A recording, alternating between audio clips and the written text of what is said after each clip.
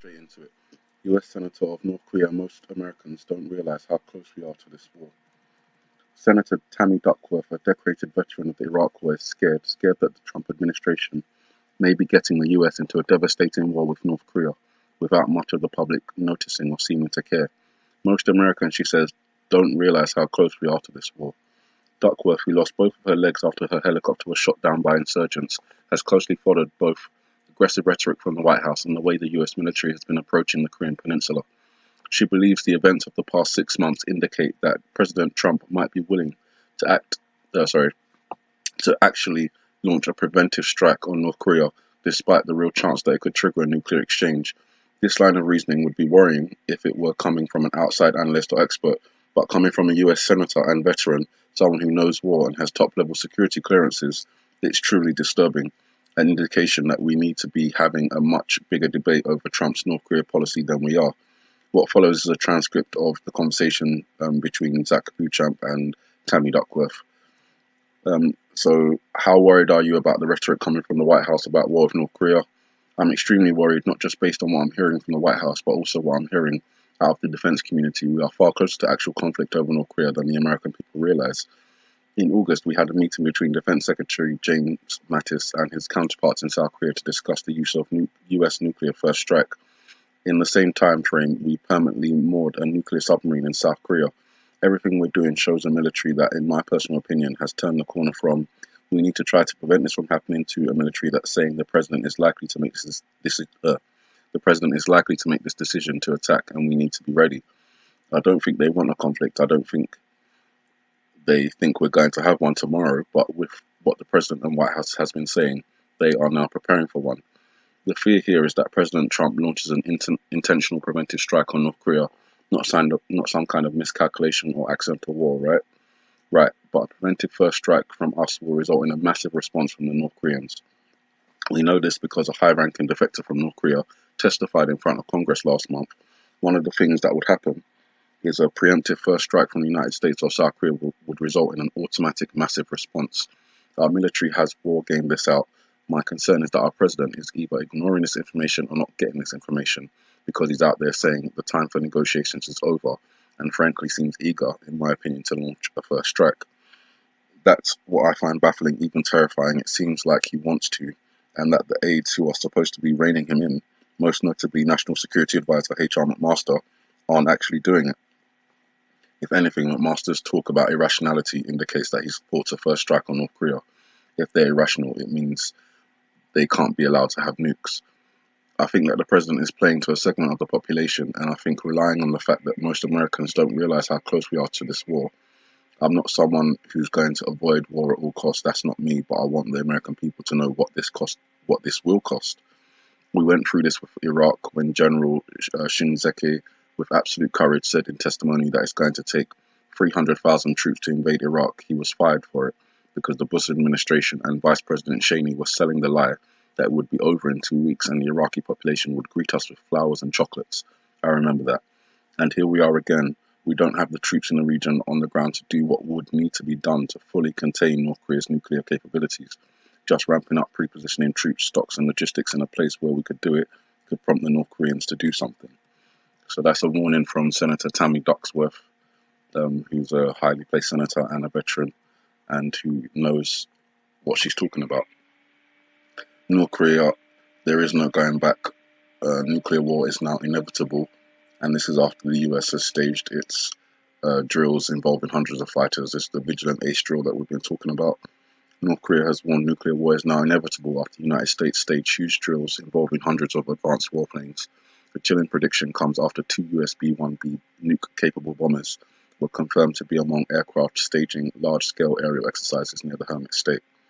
A B-1B bomber is escorted by South Korean US jet fighters as it carries out war drills over the Korean Peninsula. And obviously you can tell this is the B-1B bomber here, and these are, I think, the F-35s that are accompanying it. The huge war game follows 3 intercontinental ballistic missiles tests just days before. These rocket launches clearly showed the world Kim Jong-un has moved closer towards building a nuclear arsenal that could unleash a nuclear holocaust on the US mainland. In the latest in a series of sinister statements, the dictator's spokesman said nuclear war on the Korean Peninsula had become a matter of when, not if. He said, "We do not wish for a war, but shall not hide from it. And should the US miscalculate our patience and light the fuse for a nuclear war, we will surely make the US dearly pay the consequences with our mighty nuclear force, which we have consistently strengthened." The nuclear war threat was carried by the official Korean Central News Agency this morning, hours after the United States flew its B-1B supersonic bombers over South Korea as part of a massive combined aerial war game involving hundreds of warplanes. The 5-day drills that began Monday involved more than 200 aircraft, including 6 US F-22s and 18 F-35 stealth fighters. Meanwhile, China, North Korea's neighbor and lone major ally, again urged calm and said war was not the answer. "We hope all relevant parties can maintain calm and restraint and take steps to alleviate tensions and not provoke each other," Chinese Foreign Ministry spokesman Zheng Xiang said in a statement. "The outbreak of war is not in any side's interests. The ones that will suffer the most are ordinary people." So there we have North Korea basically saying that war is inevitable. It's not a matter of when. It's not a matter of if, it's a matter of when. So we've been seeing a lot of escalation in regards to North Korea over the last couple of months, and since November 29th, they have gotten even worse. So I think, along with the statements from Lindsey Graham and H.R. McMaster, and obviously Tammy Ducksworth there, we need to be taking this very seriously. We're basically being warned without having mass panic, but these senators and these highly placed officials are basically telling us that, we're not very far from war. War is inevitable. Remove dependence from South Korea, and all these sorts of things are preparation for an attack that may come in the next weeks or so, days or weeks. Certainly December seems to be an extremely tense month. So coming off the Korean Peninsula and moving into the Middle East, Hamas calls for Palestinian uprising over Trump's Jerusalem plan. The Islamist group Hamas urged Palestinians on Thursday to abandon peace efforts and launch a new uprising against Israel in response to US President Donald Trump's recognition of Jerusalem as its capital. Palestinian factions called for a day of rage on Friday, and a wave of protest in the West Bank and Gaza on Thursday brought clashes between Palestinians and Israeli troops. At least 31 people were wounded by Israeli gunfire and rubber bullets, medics said. The Israeli military said an aircraft and a tank had targeted 2 posts belonging to militants in the Hamas-ruled Gaza Strip after 3 rockets were launched at Israel. A jihadist Salafi group in Gaza called the Al-Tawhid Brigades, which does not heed the call from the enclave's dominant force, Hamas, to desist from firing rockets, claimed responsibility for the launches. The military said it was reinforcing troops in the occupied West Bank. Medics said 11 people had been hit by live bullets and 20 by rubber bullets in Thursday's unrest. 1 was in critical condition. Some protesters threw rocks at soldiers and others chanted "Death to America, death to the fool Trump." Trump reversed decades of US policy on Wednesday by recognizing Jerusalem as the capital of Israel, angering the Arab world and upsetting Western allies. The status of Jerusalem, home to sites considered holy to Muslims, Jews and Christians, is one of the biggest obstacles to peace agreement between Israel and Palestinians. We should call for and we should work on launching an intifada, Palestinian uprising, in the face of the Zionist enemy, Hamas leader Ismaili Haniyeh said in a speech in Gaza. On Friday's Day of Rage, so that's tomorrow, today being Thursday, Friday is tomorrow, Hamas is calling for this Day of Rage. And rallies and protests are expected near Israeli-controlled checkpoints in the West Bank and along the border with Gaza. Friday prayers at the Muslim shrine of Al-Aqsa Mosque in Jerusalem could also be a flashpoint. Nasir al-Qaeda, an aide to Western-backed Palestinian President Mahmoud Abbas and senior official in his Fatah party, urged Palestinians to stage peaceful protest. From that, obviously, you're getting that Hamas, who's this leader in the Gaza Strip, is calling for a day of rage and intifada or intifada, which basically means trying to incite violence against Israel for the decision that Donald Trump has made in recognizing Jerusalem as Israel's capital. And that is being called for tomorrow, so we'll see what happens tomorrow. Already people have been shot and demonstrations have turned violent, flags are burning and all sorts of things are going on. So sticking with the same topic, Hamas says Trump's flagrant aggression has opened the gates of hell as the group calls for a day of rage over US President's decision to recognize Jerusalem as Israel's capital. And it says Palestinian terrorist group Hamas has said President Donald Trump's recognition of Jerusalem as Israel's capital is a flagrant aggression against the Palestinian people. In a speech in Washington, Trump said his announcement marked the beginning of a new approach to the Israeli-Palestinian conflict. But Hamas, which dominates the Gaza Strip, urged Arabs and Muslims to undermine the US interest in the region and to shun Israel. Palestinian terrorist group there, you can see the pictures, flags burning, people shouting, chanting, inciting violence, and, just generally unhappy with the situation. Hamas political leader, as we've already said, he said to the Palestinian people to know how to respond properly to discard of their feelings and sanctuaries. He added that the decision will not change the facts of history and geography. So basically, we're just having a little bit of a reiteration there about the potential conflict that may be coming tomorrow after this day of rage and gates of hell have been opened and all sorts of things are going on there.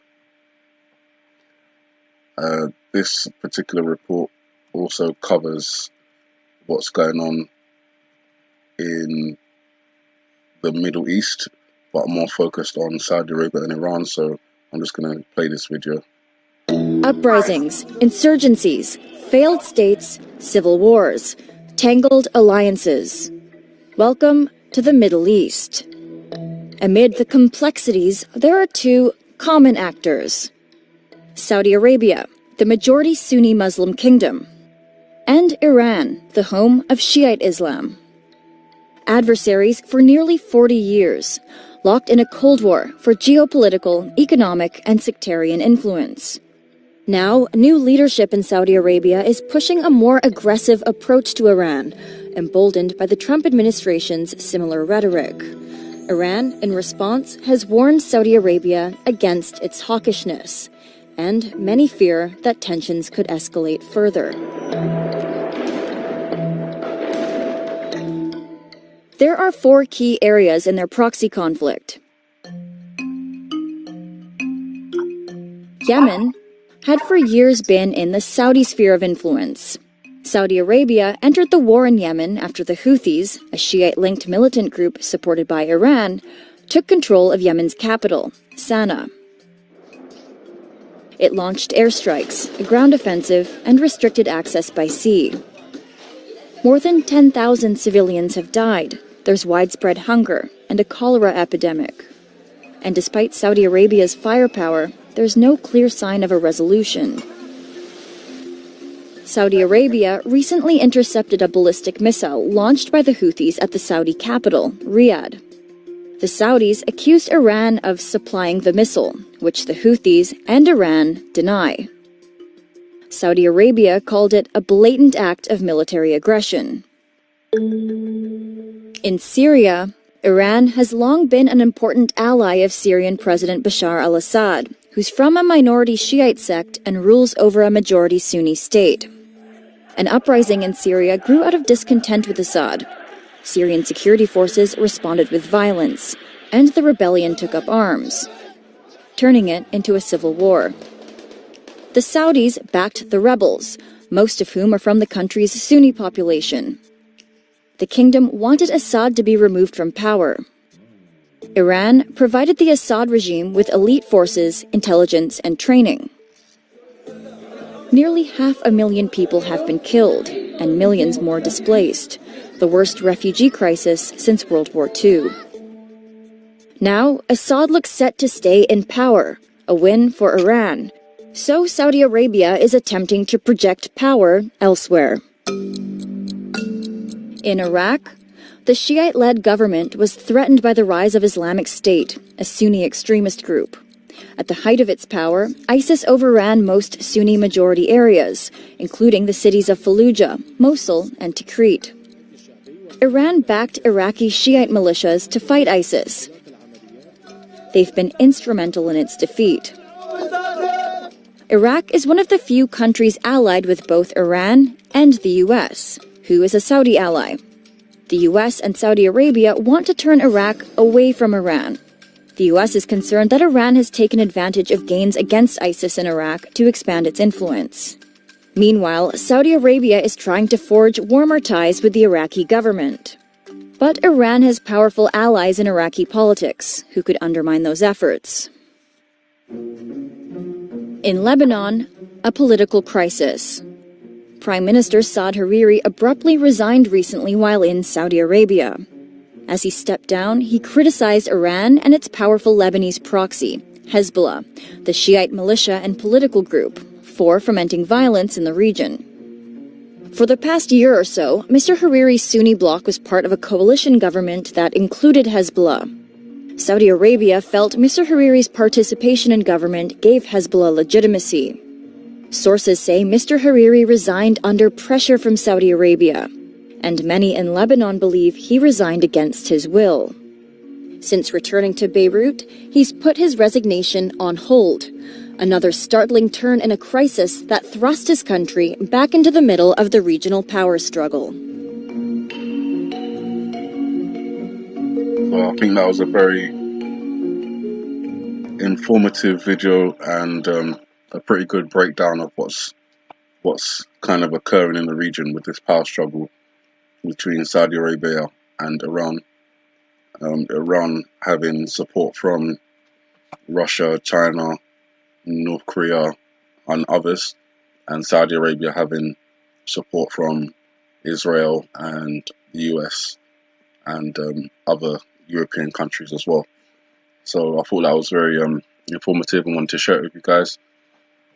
The next news story is what's currently happening in California, with nearly 200,000 forced to flee their homes amid this blaze that's been going on.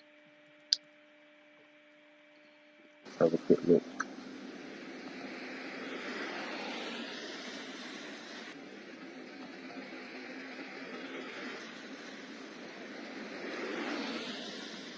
I mean,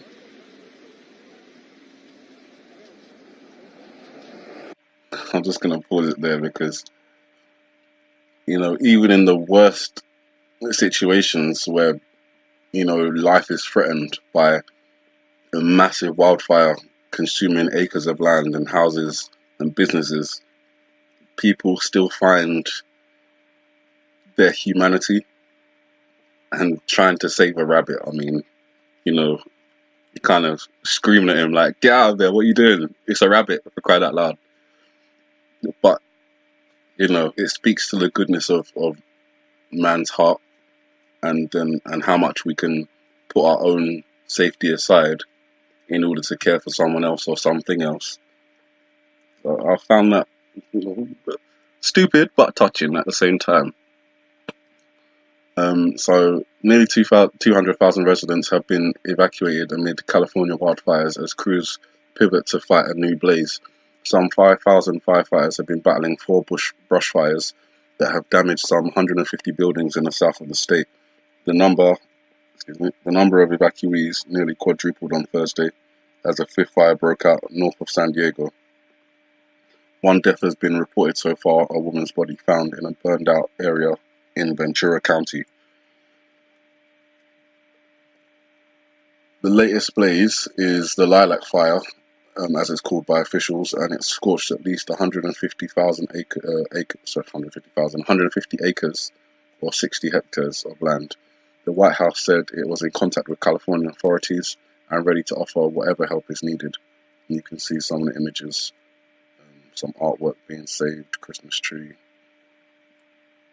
These houses cost millions of dollars, but when it comes to property or life, I think life definitely takes a higher priority. Authorities have issued a purple alert, which they've never done before, the highest level of warning, amid what it called extremely critical fire weather. And there was some respite as the desert Santa Ana winds did not turn out to be as ferocious as feared. The nearby University of California, Los Angeles cancelled all classes on Thursday. Though its campus lies outside the evacuation zone on the city's west side, it said it took the decision given the array of uncertainties, and many schools have been closed. The Los Angeles enclave of Bel Air firefighters were seen removing artwork from luxury homes on Wednesday as the Skirball fire raged. The neighborhood is home to celebrities and business leaders from Beyonce to Elon Musk. Lionel Richie has to cancel a concert. Rupert Murdoch is talking about his winery and house. I mean, those things aren't really important to me. I don't really care about, millionaires having winery issues. As long as life is preserved, I think that's the most important thing. So I'm going to kind of stop there. I just wanted to kind of point out the fact that this is going on, though you've probably already seen it in the news anyway. Seen some of the images that have come across. The last report on this one takes a detour off the Earth and into space. So I've talked about this asteroid before, asteroid 3200 or 3200, Phaethon, Geminid parent at its closest and brightest. So we're due to have a little pass-by of this asteroid, and I'm just going to have a quick read of this report, which says there's an opportunity, a fantastic opportunity, to see a unique asteroid brighter than it's ever been. The size of the rural hamlet will pass within 10.3 million kilometers from Earth at 6 p.m. Eastern Time on December the 16th. Just before closest approach, it will reach magnitude 10.7, bright enough to track in a 3-inch telescope. And I do mean track.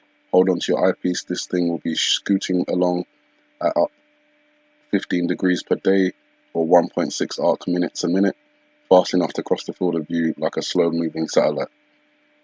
So the only reason I wanted to mention that is because I have related it to the iPet goat video in the scene with the snake and the boy. I believe the snake is a python, particularly because it's wrapping itself around, constricting, which pythons do. And in the eye of the guy in the mirror, he appears to have the number 2 and the number 3 in his eye. So I thought that would be interesting. In fact, just in case you're watching this channel for the first time and you have no idea what I'm talking about in regards to iPet Goat, and I'm just going to quickly show you the scene I'm talking about.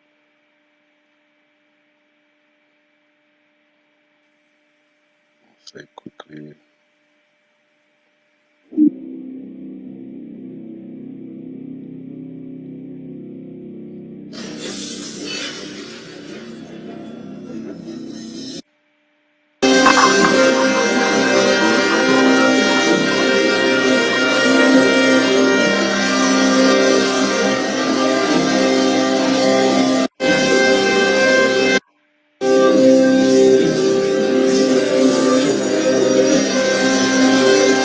So it's not this actual frame of the video, but on another frame there's a mark here, two marks, one kind of going that way, one kind of going that way, which looks like two lines. So number 2, and then you've got 3 lines over here, number 3, and then this is the python.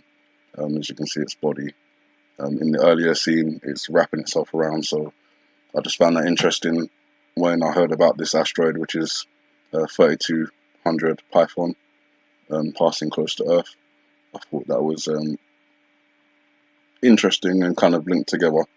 So I just wanted to bring up that report that's going to be passing by Earth on December the 16th. And after everything I've just reported, I think it's clear that we're in a time period of tribulation. Things are at best on edge and at worst about to go over the edge. So there you are, covered from the Korean Peninsula to Jerusalem, through to the Middle East with Iran and Saudi Arabia, California wildfires, and into space with this asteroid. And that's the end of my report. You guys have a good morning, afternoon, or night, or wherever you are.